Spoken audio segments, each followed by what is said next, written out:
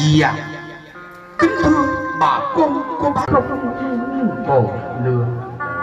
áo chương khăn tay giả ngẫm người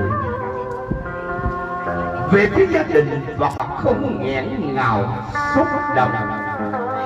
nhất là cuộc chia ly vĩnh biệt trong